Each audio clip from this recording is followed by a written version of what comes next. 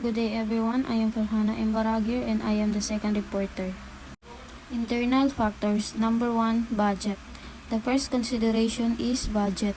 As mentioned in the chapter on HRP, computing the rate of compensation is the key decision that an organization makes, especially with regard to the salary given to each employees. Budget is a fund intended to all HR processes enterprise-wide, including din dito yung budget sa hiring, salary, benefits, talent management, training, workforce engagement, and succession of planning. Number 2, employee motivation. Another internal factor is the influence of compensation on employee motivation. Kapag fair ang compensation na ini-implement ng kumpanya at ng mga organization, nakakatulong ito sa pag-motivate ng mga empleyado para sipagin sila magtrabaho ng mabuti with organizational goals. 3. Employee productivity. Because of increased competition in many industries, firms have searched for ways to improve productivity. So, para tumaas at maging effective ang productivity ng mga employee is to provide a good compensation package para sa mga empleyado. Kasi bakit nga ba tayo nagtatrabaho? Of course, para sa sahod. So, when a company has a very good compensation, syempre motivated ang mga empleyado na magtrabaho ng mabuti at magtrabaho ng masaya. Next, the following are the compensation strategies used by firm. Number 1, minimum or average level strategy. This strategy is best for small and medium-sized firms that can only afford the minimum wage for employees. As of July 2024, nasa 645 pesos ang daily minimum wage ng Pilipinas, pero nakadepende pa rin ito kung saang region. For example, ang BARM is around nasa 435 pesos lamang. Number 2, above average pay strategy. Many firms which can afford salaries above the minimum wage believe that money is a good motivator. So, kung ang organization is may possibility na malaki ang pasahod, mas magiging productive ang mga employees. Number 3, competitive and comparable pay strategy. This involves the use of salary, service, and studies. Ito naman is ang salary ng employee ay nakabase sa salary grade nila. Kung nakikita nyo dito sa salary grade 2024 table is mayroong SG 1 to 33 at mayroon itong at step. Except lamang sa salary grade 33 na mayroon lamang 2 step. For example, ang isang government employee particular na nagtatrabaho sa MSSD at may posisyon na MSWO ay nasa SG 18 ang kanyang salary grade. At ang monthly niya ay nasa humigit kumulang 46,000 pesos. Next, rewards. Reward entail deciding on compensation and methods of payments. To resolve the problem or issue of compensation, many companies establish their own pay structures. Job evaluation is the process by which the worth or value of job is assessed.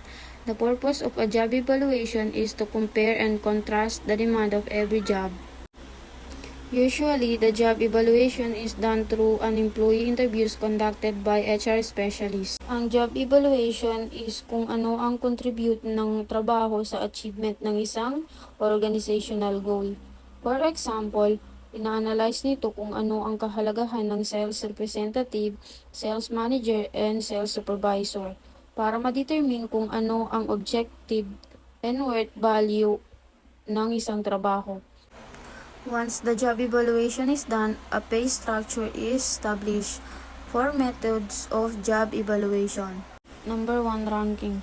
HR specialists who are tasked to perform a job evaluation rank from the simplest to the most difficult. In this way, a hierarchy of pay level is set. It is also the oldest and most conventional method. Nakarank sila from the best to the worst. Number 2, grading system. To eliminate the bias caused by ranking, some companies use the grading system. They classify or grade employees according to the level of a job difficulty. For example, sa mga bangko, pagpasok natin may mga teller na tayong nakikita sa unahan, di ba? They classify as depending sa level of responsibility nila according sa kanilang pay grade. Teller 1, pure over-the-counter work. Teller 2, over-the-counter work with some paperwork. Tailor 3, over-the-counter work with paperwork and assistant to the new account section. Tailor 4, over-the-counter work with some paperwork and assistance to the new account section and verification section handling new accounts.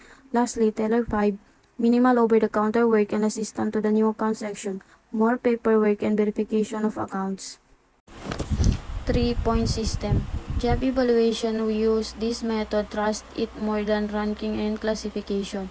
The element of a job such as skills, degree of responsibility, working condition, and amount of physical and effort required, among others, are given specific points based on the job, how much of each factor is required per job. Ang mga schools naman ang gumagamit ng ganito para ma-determine nila ang worth and values of a particular job. Number 4, factor system. Similar to the point system, this method is based on 5-factor skills, degree of responsibility, physical effort, mental effort, and working condition. These 5 universal factors were developed by Eugene Beng. It is also a process of comparing a job to other jobs within the company. Market rate analysis. The market rate analysis method is popularly used in determining job rates. The validity and reliability of the market rate data of some organizations are sometimes questionable. Ang market rate analysis ay isang process ng pagsusuri ng sahod at benefits na inaalok sa mga employee para sa particular na posisyon sa isang kampanya or organization. Number 1, general published surveys. These are readily accessible and available data. They are subdivided into international, national, local, or regional data. The cost of each survey depends on the extent of data which organizations need. Published surveys have a wide coverage. Ang general published survey ay isang systematic studies that collect and analyze data or various topic na related sa mga employees, compensation, and workplace condition across different organizations such as benchmarking and trend analysis. Number 2, online data. These data are easy to access and purchase. However, they are limited. Number 3, industrial occupational surveys. These are surveys done by job organization and trade association in an industry. Since these industrial survey are based on the job in a particular industry, job match are easier to do. Ang aim ng survey na ito is to understand the nature of work, compensation, skill required, and overall job characteristic in a particular sector. Number 4, consultant databases. Market data is available on consultant databases upon purchase. Watson Wyatt is a management consultancy firm that provide market data.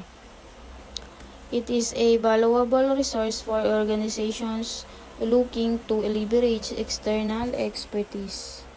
5. Special surveys. Special surveys are conducted by and are focused on a particular organization. Therefore, the organization has control over the participants as well as the methodology used. Ang disadvantage naman ito is masyado siyang nangangailangan ng time-consuming and effort para sa isang organization to choose participant for the survey. Pay and grade structures. Pay and grade structures enable an organization to devise a concrete framework that determines the level of compensation, the position of job in a corporate hierarchy. They enable employees to have a better picture of career and pay opportunities.